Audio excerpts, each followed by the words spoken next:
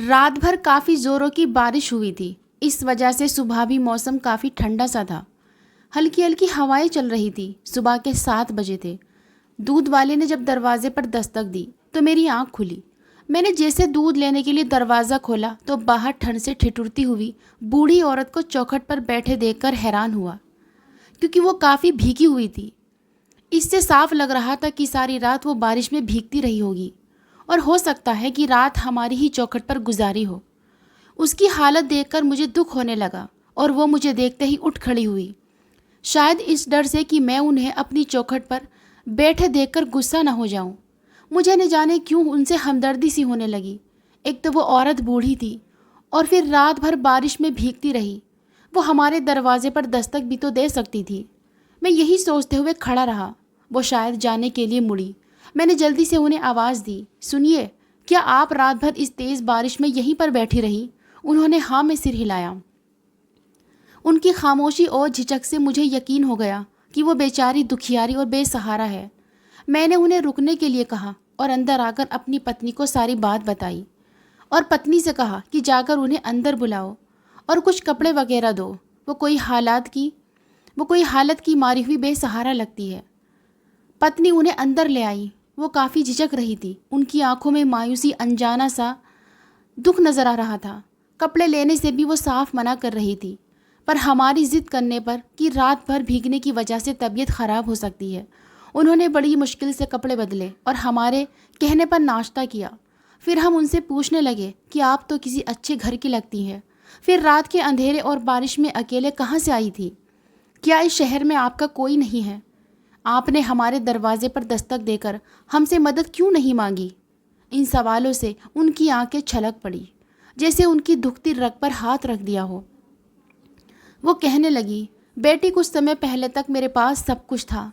इस शहर में मेरा अपना घर, बेटी, बेटा, बहू, खुशहाल जिंदगी थी।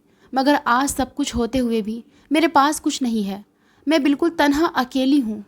एक बेटा होने की वजह से हमने बड़े चाव से उसकी परवरिश की, उसे पढ़ाया लिखाया और एक काबिल इंसान बनाया।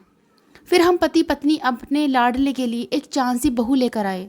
सब कुछ ठीक चल रहा था। एक दिन मौत ने हमारे दरवाजे पर दस्तक दी। मेरे पति को मुझसे हमेशा के लिए जुदा कर दिया। घर के बड़े का साया जैसे ही उठा, सब कुछ बदल गया। ना वो अपनापन रहा, ना वो प्यार, और ना ही वो रिश्तों में शिद्दत। सब कुछ खत्म हो गया। मैं खुद को बहुत अकेला महसूस करने लगी। अपना ही घर मुझे अजनबी लगने लगा। मुझे लगता था कि मैं अपनी ही औलाद को एक बोझ लगने लगी हूँ।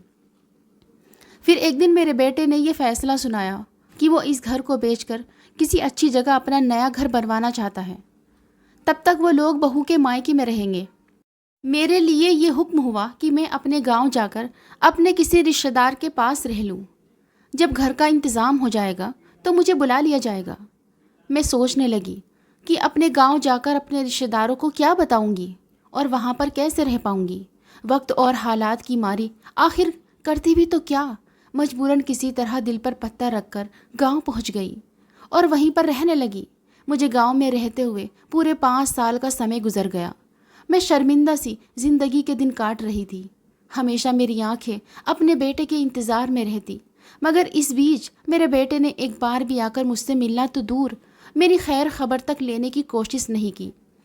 लेकिन मैं तो माँ की ममता की तड़प और कशक ने मुझे बेचैन कर रखा था। रातों की नींद मेरी आंखों से छिन चुकी थी। न जाने क्या क्या मेरे दिमाग में आकर मुझे परेशान कर जाते।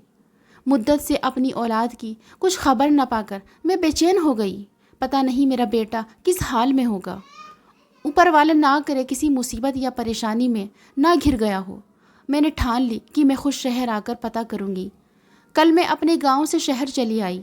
यहाँ आने के बाद मेरे कदम सीधा अपने घर की तरफ चल पड़े। वहाँ जाकर पूछने पर पता चला कि मेरा बेटा और बहू कब का उस घर को बेचकर नए घर में शिफ्ट हो चुके हैं और बड़ी अच्छी ज़िंदगी गुजार रहे हैं। पड़ोसियों से अपनी औलाद की सुकून भरी खुशहाल ज़िंदगी के बारे में जानकर मेरा चेहरा ज़रूर खिल गया, मगर सीने में कुछ टूट कर बिखर गया। रही सही उम्मीद भी किरची किरची हो गई। मेरी आंखों के आगे अंधेरा छाने लगा। मैं सोचने लगी कि फिर से गांव जाऊंगी तो रिश्तेदारों में कई सवाल उठेंगे जिनका मेरे पास कोई जवाब न था। इन्हीं सोच में भटकते हुए न जाने कब रात हो चली। जोरदार बारिश की वजह से मुझे आपके घर के चौखट का सहारा लेना पड़ा। उनकी बातों को सुनकर मैं सोचने लगा कि माँ बाप तो बच्चों पर इतना सब कुछ निछावर कर देते हैं, अपने आप को लुटाकर उनका दामन खुशियों से भर देते हैं। मगर माँ बाप को जो उम्मीदें अपनी औलाद से जुड़ी होती हैं, वक्त पड़ने पर औलाद उस पर खरी क्यों नहीं उतरती? उनकी उम्मीदों पर पानी फेर कर उन्हें बेसहारा क्यों कर दिया जाता है? क्या उनकी अंतरात्मा उन्हें झिझोड़ती नहीं? उनके रिश्तों में इतना खोखलापन क्यों आ गया है? एक माँ अपनी औलाद को 9 महीने अपनी कोख में रखकर सारी परेशानियां बर्दाश्त करती है, चाहे कितनी भी तकलीफ से क्यों न गुजरना पड़े। वो अपने मन में एक पल के लिए भी अपनी औलाद को बोझ नहीं समझती और मुस्कुराते हुए हर दर्द का सामना करती है। उस नन्ही सी जान को दुनिया में देखकर फूले नहीं समाती, अपना खून जिगर देकर उसकी परवरिश करती है, उसे उंगली पकड़कर अपने पैरों पर चलना सिखाती है। कदम कदम पर अपनी खुशियों की कुर्बानी देकर पाल पोस कर उसे किसी काबिल बनाया जाता है। फिर जब औलाद की बारी आती है तो माँ बाप के लिए घर के कोने में भी जगह क्यों तंग होने लगती है? ये कैसी औलाद है जो माँ बाप को बोझ समझकर उनसे दूरी बना लेती है? खैर, वो कहने लगी, अच्छा मैं चलती हूँ, आप लोगों का बहुत बहुत धन्यवाद। मैं सोचों में डूबा उनकी आवाज़ पर तो जैसे चौंक पड़ा।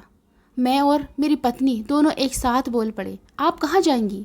आप चाहे तो हमारे घर में रह सकती हैं। वो कहने लगी कि आपने मुझसे इतनी हमदर्दी की, यही बहुत है। मेरी औलाद ने तो बोझ समझकर मुझे अपने घर से निकाल दिया। अब मैं आप लोगों पर बोझ नहीं बनना चाहती। मैंने कहा कि आप ये कैसी बातें कर रही हैं? कोई किसी पर बोझ नहीं बनता। ऐसी सोच तो घटिया लोगों की होती है। ऊपर वाला जब इंसान को इस दुनिया में भेजता है तो उनके लिए जीने का रास्ता भी निकालता है। आप हमारी माँ की तरह हैं। इस दुनिया में हमारा कोई बड़ा बूढ़ा नहीं।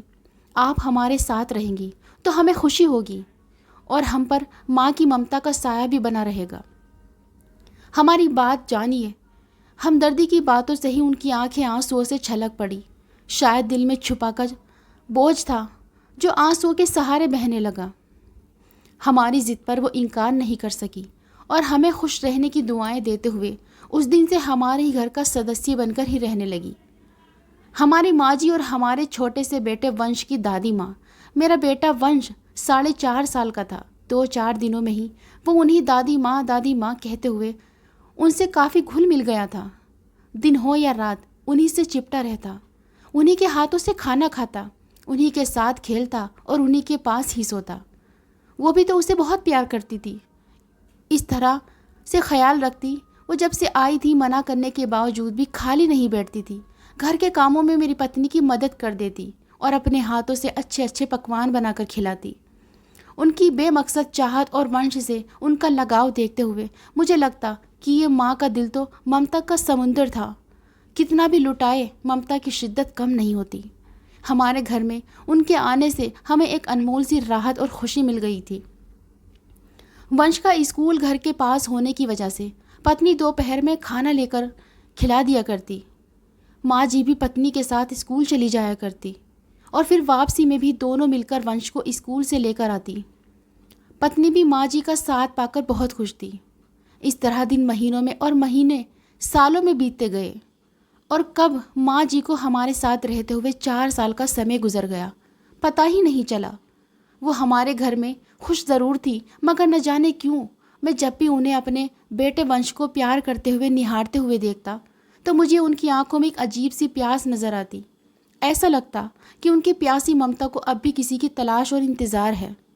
मैं पत्नी से अक्सर सुना करता कि माँ जी बच्चों से बहुत प्यार करती है। वंश के स्कूल में उसके सारे दोस्तों से बहुत प्यार से पेश आती है, सबसे बातें करती है और खुश हुआ करती हैं। एक दिन पत्नी ने मुझसे कहा कि वंश का एक दोस्त आयुष, उसे तो देखते ही माँ जी का चेहरा चमकने लगता है और उसे देखते ही अपने सीने से लगाकर प्यार से चूमने लगती है। मैं उनके इस प्यार से प्रभावित हुए बगैर नहीं रह सकी और उनसे सवाल कर बैठी कि माँ जी, आपको इस बच्चे से इतना लगाव क्यों है? जब उसे देखती हैं तो आप अपने आप पर काबू नहीं रख पाती। मेरे सवाल पर उनकी आंखें भर आई और कहने लगी, बेटी, मेरा बेटा भी बचपन में बिल्कुल ऐसा ही था। मुझे इसमें अपने बेटे की झलक दिखाई देती है। मुझे उसका बचपन याद आ जाता है। माँ जी की बातें सुनकर पत्नी भी जज्बाती हो गई। कहने लगी कि अपनी औलाद की बेरुखी के बावजूद भी उसे दिल से नहीं निकाल पाई। शायद इसी प्यासी ममता का नाम माँ है, जिसकी आत्मा हर हाल में अपनी औलाद के लिए भटकती रहती है। आज शनिवार होने की वजह से मेरी छुट्टी थी। मैं देर तक सोता रहा और फिर उठने के बाद नाश्ता वगैरह से फ्री होकर मैं घर में ही बैठा टीवी देख रहा था। पत्नी और माँ जी घर का काम निपटाकर वंश को स्कूल से लाने के लिए चली गई। बस उसके लौटने का ही समय हो रहा था, तभी फ़ोन की घंटी बजी। मैंने रिसीवर उठाया। दूसरी तरफ से पत्नी की घबराई हुई आवाज़ सुनाई दी। वो रोते हुए कह रही थी कि आप जल्दी से स्कूल के पास आ जाइए, माँ जी का एक्सीडेंट हो गया है। मेरे जैसे होश ही उड़ गए। पता नहीं कैसे मैं कुछ लम्हों में वहाँ पहुँच गया। पहुँचते ही मैं पत्नी से पूछने लगा कि ये सब कैसे हुआ और तुम कहाँ थी? तुम और माँ जी साथ थी ना? पत्नी परेशानी में रोए जा रही थी और कहे जा रही थी कि हम साथ ही थे। जैसे ही वंश को लेकर स्कूल से निकले, हमारे साथ वंश का दोस्त आयुष भी था। आयुष को अपने घर की तरफ जाने के लिए रोड क्रॉस करना था। वो जैसे ही रोड क्रॉस करने लगा तो तेज़ी से एक बस चली आई। इससे पहले कि आयुष को कुछ होता, माँ जी उसे बचाने के लिए दौड़ पड़ी और हादसे का शिकार हो गई। मैंने देखा कि माँ जी बहुत ज़ख्मी हो गई। काफ़ी खून भी उनके जिस्म से बह रहा था। लोगों की मदद से हम उन्हें अस्पताल लेकर पहुँचे। आयुष को तो बस हल्की सी हाथ और पैर में चोट आई थी। उसके मरहम पट्टी करवाकर मैंने उसे घर भेज दिया। माँ जी ने अपनी जान पर खेलकर उस बच्चे को बचा लिया था। वो अभी बेहोश पड़ी हुई थी। डॉक्टर अपनी कोशिश में लगे हुए थे। इलाज जारी था। हम बहुत बेचैन उनके होश में आने का इंतज़ार कर रहे थे, मगर ऊपर वाले को कुछ और ही मंजूर था। बहुत कोशिशों के बावजूद भी उन्हें बचा नहीं पाए। आखिर बार कुछ पलों के लिए वो होश में ज़रूर आई थी। आंखें खोलकर बड़ी मुश्किल से पूछने लगी कि वो बच्चा तो ठीक है ना? हमने उन्हें तसल्ली दी कि उसे कुछ नहीं हुआ, बल्कि आपने अपनी जान खतरे में डालकर उस मासूम बच्चे को बचा लिया। ये बात सुनकर उनके होठों पर मुस्कुराहट फैल गई। उनकी ममता भरी आंखें वंश को तकने लगी, जैसे उससे विदाई की परमिशन मांग रही हो। फिर वो प्यासी आंखें खुली की खुली रह गई। ना चाहते हुए भी मुझे इन खुली पलकों को अपने हाथों से बंद करना पड़ा। माँ जी हमेशा के लिए हमसे जुदा हो गई। फिर हम उन्हें अस्पताल से घर ले आए। सभी की आंखें गीली थी। माँ जी का जज्बा और प्यार हर एक की ज़ुबान पर था। मेरा बेटा वंश मुझसे लिपट लिपट कर बार बार एक ही सवाल कर रहा था कि दादी माँ को आप कहाँ लेकर जा रहे हैं? इस मासूम के सवालों का मैं क्या जवाब देता? उसे रोता छोड़कर माँ जी को लेकर निकल पड़े। मुझे कुछ अजीब सा लग रहा था। माँ जी के इस तरह अचानक जुदाई से मैं खुद को बहुत हारता हुआ महसूस करने लगा था। उन्होंने इतने कम समय में हमारे घर में ही नहीं बल्कि दिलों में भी एक ख़ास जगह बना ली थी। न जाने क्यों मुझे इस वक्त रह रहकर उनके बेटे का ख्याल आ रहा था। फिर जैसे ही हम आगे बढ़े तो कोई भीड़ को चीरते हुए मेरे पास चला आया और कहने लगा कि मैं मुकेश हूँ, आयुष मेरा बेटा है। मैं शहर से बाहर गया हुआ था।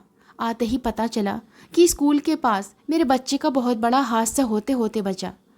ऐन वक्त पर आपकी माँ ने दौड़कर मेरी नन्ही सी जान को बचाते हुए खुद हादसे का शिकार हो गई और चल बसी। मुझे इसका बहुत अफसोस है। मैं उनकी आखिरी दर्शन के लिए आपके घर पहुंचा तो आप लोग निकल चुके थे। बड़ी मुश्किल से यहाँ तक पहुँच पाया हूँ। मुझे इस महान हस्ती का दर्शन करना है जिन्होंने मेरे जिगर के टुकड़े की रक्षा अपनी जान देकर की है। मेरे घर के चिराग को बुझने न दिया। माँ जी के चेहरे से मैंने कपड़ा हटाया और वह उन्हें देखते ही कांप कर रह गया, जैसे उसकी आंखें झपकना भूल गई हो। मुकेश के मुंह से एक दर्द भरी चीख निकली। मैं हैरत से हक्का बक्का रह गया। सभी लोग हैरत से मुकेश को देखने लगे। वो दोनों हाथों में अपना चेहरा छुपाया सिसकियां भर रहा था। सभी लोग फिर वहाँ से वापस आ गए, मगर मुकेश बैठे हुए आंसू बहा रहा था। उसे देखकर मुझे गुस्सा भी आ रहा था कि इतने समय से ये इंसान अपनी दुनिया में मगन कितना लापरवाह रहा। इसने अपनी माँ की खबर तक लेना ज़रूरी नहीं समझा और उसकी बदनसीबी पर अफसोस भी हो रहा था कि कैसा बदनसीब बेटा है जिसे अपनी माँ की अर्थी को कंधा तक नसीब नहीं हुआ। मुझसे रहा नहीं गया। मैंने अपना हाथ उनके कंधे पर रखते हुए कहा कि अब आंसू बहाने से क्या फ़ायदा। जब इन्हें तुम्हारे सहारे की ज़रूरत थी तब तो तुमने इन्हें ठुकरा दिया। इनकी ममता पल भर के लिए भी तुम्हें भुला नहीं पाई। ये सच्ची ममता की डोर ही थी जो जाने अनजाने में तुम्हारे बेटे तक इन्हें खींच कर ले आई। हमेशा तुम्हारे बेटे में तुम्हें देखा करती थी और आखिरी सांस तक जाते जाते अपनी माँ की ममता के आंचल को फैलाकर तुम्हारी औलाद को ज़िंदगी दे गई। अपनी आखिरी सांस तक तुम्हारे नाम कर गई। ज़िंदगी में कभी तुमने इनकी कदर नहीं की। अब मरने के बाद रोने से क्या फ़ायदा। इस दुनिया में तुमने इन्हें दर बदर भटकने के लिए छोड़ दिया। अब तो इन्हें चैन से सोने दो। ऊपर वाले के लिए इनकी आत्मा को चोट मत पहुँचाओ। फिर मैं वहाँ से कभी न मिटने वाली दिल में एक कसक लिए बोझल कदमों के साथ निकल पड़ा। मेरी ऊपर वाले से दुआ है कि ऊपर वाला सारी माँओं को अपने बच्चों के साथ रखे और बच्चों को चाहिए कि वो अपने माँ बाप की देखभाल करे। इस कहानी को लेकर आपकी क्या राय है, हमें कमेंट में ज़रूर बताएं। अगर आपको हमारी आज की कहानी पसंद आई है तो इसे लाइक करें और अपने दोस्तों के साथ शेयर करें। और हाँ, चैनल पर नए हैं तो प्लीज़ चैनल को ज़रूर सब्सक्राइब करें।